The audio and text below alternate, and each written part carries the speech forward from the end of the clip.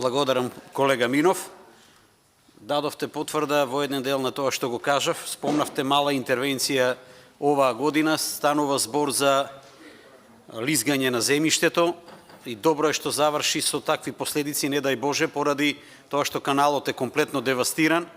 Не се знае ниту каде понира водата, ниту кај ќе излезе. Добро е да нема барем човечки жртви. Спомнавте за водостопанство. Водостопанство е фактички 4 месеци вработените лица останаа без плата.